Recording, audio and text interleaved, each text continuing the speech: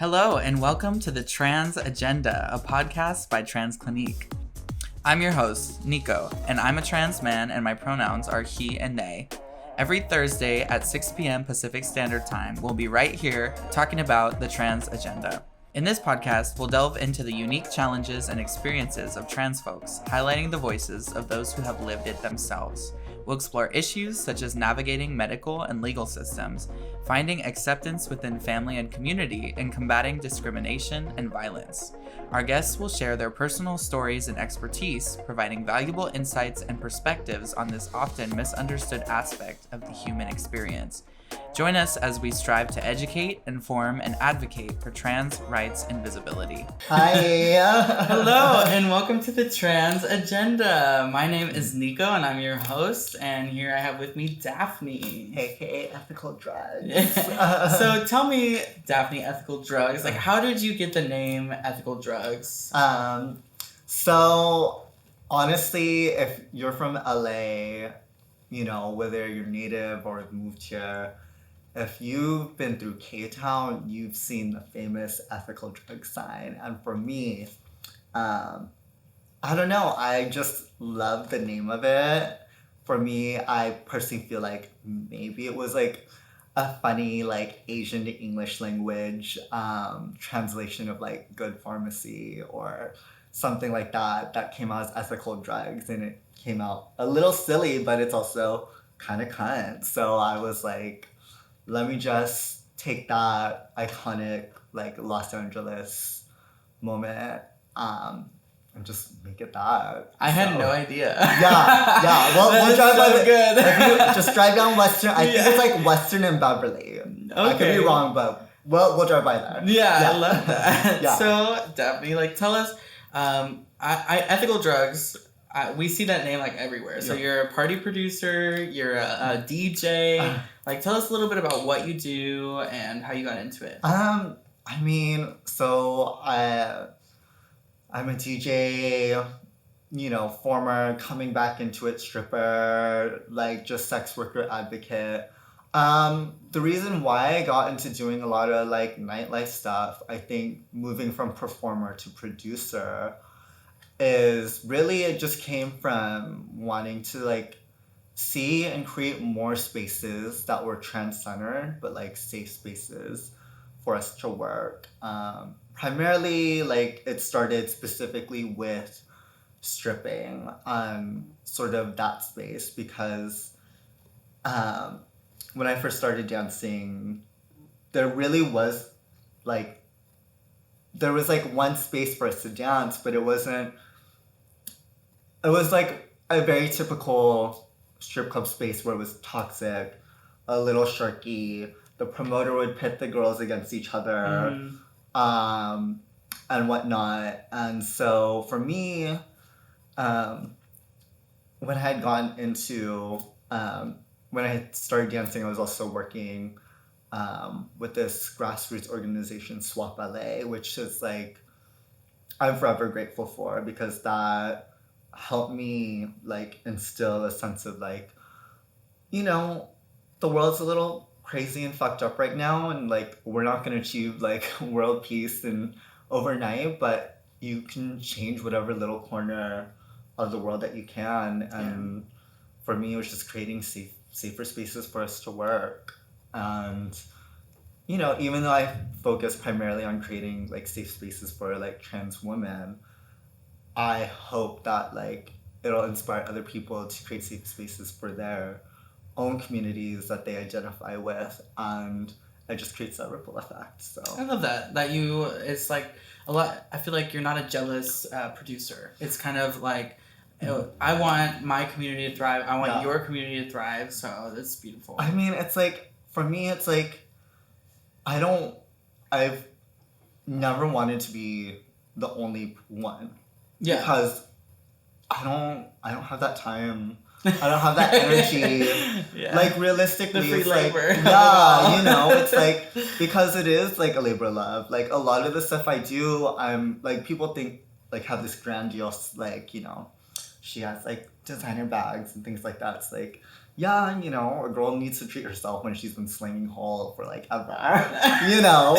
But like, you know, a lot of the times I'm like, a lot of the work that I put in, it's like, you know, just wanting to break even and just honestly, like, it's hard because it's like, as you know, as a producer, it's like, you know, you're dealing not only with like trying your best to create a space and like creating those expectations, but unless you produce and have tried to produce, you don't know what goes in the time and energy that really goes into creating these events and spaces. Right. And even for the artists that you create space for, right? Mm-hmm. Like, for me, a big thing in starting my actual LLC has been profitability. Mm-hmm. Because it takes money to actually run a business. Yeah. Like, it's not just paying people for that. I've done so many events where I've just paid my artists. Yeah. And that's it. And I didn't really expect much from the event because that's not why I was doing it. I was doing it to create spaces, not to create income for myself. Yeah. But it's become this thing where it's like,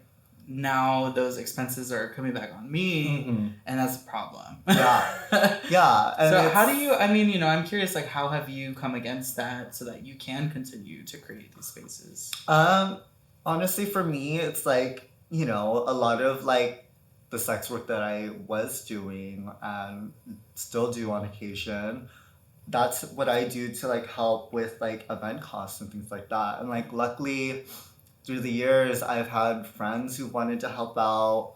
I met with like different like nonprofits that have been wanting to help out. But really, at the end of the day, what it comes down to is like, for me, what's most important is that one, the space is created. Two, there is that space for us to work. Three, other people are seeing that it's possible for them to do it. So for me, it's like I can go now work other people's events and spaces, just go in, like my friend Ali, she produces baby dolls, which is another event, and her daughter V is now producing an event called Tease. So now I get to just show up, I can dance, they book me to DJ, and it's like I can go in and like just show up for them, you know, whereas, and because they're doing what I do, and it's like, we're able to reciprocate that all with each other. Right, and that's community. That's reciprocation is a big, I think, point there. Yeah. Right. And it's like, when people get like into like the whole jealousy thing with like other people producing, it's like, that's something I personally will never understand, just because it's like, I come from a stripping background, and it's like, the girls who are too busy focused on other people's bags didn't have a bag of their own to focus on. And that's not me being shady. It's just like, it's true. I'm gonna focus on what I can do and what I'm able to do, and just like focusing on like all the logistics, all the things, like the little stuff. It's like I would rather focus on what I can do better to create a better space, a safer space, as opposed to seeing what other people are doing. Like, I'll look at what other people are doing to see what I can do to like better, like the way like my processes and things like that. But like other people. It's like, I'm just gonna focus on what I can do and the change that I can create. I love that. Yeah. What do you think needs to happen in the community that would help these spaces thrive? I think, like, because this has happened to me personally, before you decide to try and talk shit about what someone else is doing, see if you can create and put that effort to make something yourself. Because I've had people like make assumptions like, you know, about the way I produce, like, you know, like who I book and why I book. And it's like, no, you clearly have not talked to any of the girls. Do your research before you try and talk shit, because then that shit really affects it. And it's like, don't get all crabs in a barrel about it. It's like, if you notice something that's maybe like wrong or amiss, talk to the producer who is juggling so many things. You know, try and talk to the person and offer that insight. And if you're just all about getting caught through canceling, that's on you. Right, and that's like part of being in my opinion, it's part of being in community is to make that commitment to actually work, like, not just be like, oh, this person's doing that, but to actually invest in the betterment of your community. So, and it's like, if you're gonna complain about how someone else, or if you have issues with how someone else is doing it, do something yourself. That's what I've always been about. Is like, if I'm not doing it right, then you do it. You know, because I would rather offer the insight of how someone can do something better and leave it as that, than just, because online cancellation, I don't know, it doesn't really lead to anywhere nowadays, especially now that it's used as a fucking marketing tactic. Yeah, that's very true. You know. Well, you know, I did want to ask you, though, too, about when I first met you, you weren't DJing, and then one day you just told me, you were like, I'm DJ now, and then I heard you DJ, and I was like, oh, shit, you're really good. So I was wondering if you could tell us, like, for me, I feel like watching you grow, it came out of left field, but how did that evolve for you? Well, I started DJing it was funny, I needed a break from sex work just because there was just some events that my body just needed a break from that. And so I reached out to my friend Irene, aka your mother, who's my DJ mother, and was like, hey, just in case my DJ is out or needs, like, I need to fill in, can you teach me how to use the decks and whatnot? And she's so funny, she's like, listen, if I'm going to teach you how to DJ, I'm going to teach you how to DJ. Later, she calls me and it was just like, I think I'm not going to be in town for this, but I have a gig for you. It's in a month. And it was just like, oh shit, I have to learn how to do this. Yeah. And I'm like forever grateful for like your mother for like being mama bird and just being like pushing me out of the nest.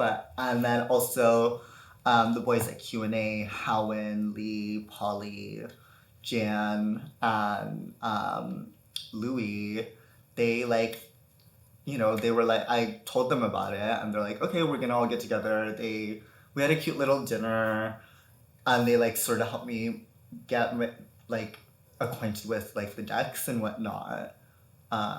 Went and practiced and like, you know, thanks to all of them and like,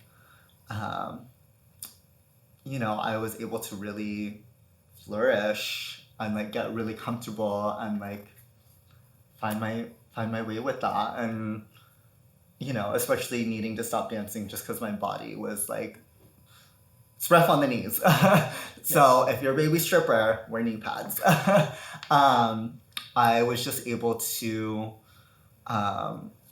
pivot and take that in and just kind of grow with that. Yeah, and continue participating in these spaces. So what genre like is your favorite? Honestly, this trans girl plays trance music. I love taking it back to like the time, like I want, like for me, my ideal set time is that like 4 a.m., 3 a.m. set time where I just want everyone to like be feeling that high, whatever it is that they're doing, and just like fall in love and make out with somebody on the dance floor.